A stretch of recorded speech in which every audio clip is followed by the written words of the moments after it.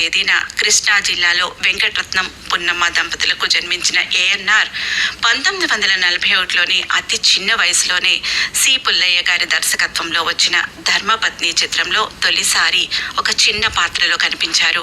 ఆ తర్వాత 2 ఏళ్లకే ఘంటసాల బలరామయ్య సీతారామ జననంలో మొదటిసారి హీరోగా అవకాశం ఇచ్చారు. ఆ సినిమా హిట్ అవడంతో నాగేశ్వరరావుకు ఫస్ట్ టైం బ్రేక్ లభించింది. దీంతో అంది వచ్చిన ప్రతి అవకాశాన్ని ఒడిసిపట్టుకుని ఒక్కో మెట్టు ఎక్కుతూ లెజెండరీ యాక్టర్గా ఎదిగిన తీరు ఎందరికో ఆదర్శప్రాయం. కీలుగురం వంటి జానపద చిత్రంలో సత్తా చాటిన ఏఎన్ఆర్ లైలా మజ్ను, పల్లెటూరి పిల్ల, మాయల మారి వంటి చిత్రాలతో వరుస విజయాలను ఖాతాలో వేసుకున్నారు.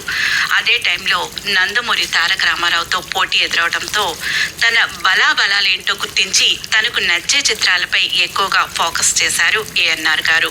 ఇలా ఎన్టీఆర్ పౌరాణికాలపై పట్టు సాధిస్తే సోషల్ రొమాంటిక్ చిత్రాల్లో అక్కినేని దూసుకుపోయారు.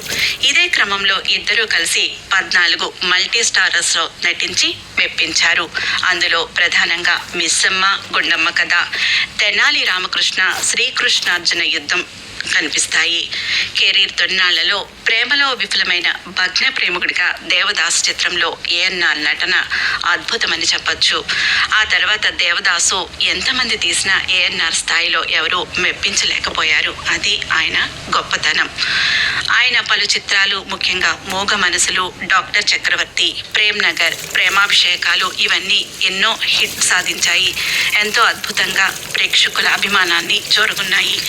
ఆ తర్వాత మేఘ సందేశం చిత్రంలో ఆయన వయసు పైబడిన రచయిత పాత్రల్లో నటించి మెప్పించారు. ఇక ఆయన ప్రతిభకు కొలమానంగా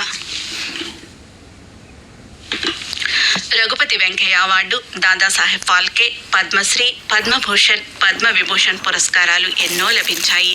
2014 జనవరి 22వ తేదీన అక్కినేని మరణించగా నేడు ఆయన వర్ధంతి సందర్భంగా ఆయన్ని మనంతా ఒకసారి స్మరించుకుందాం.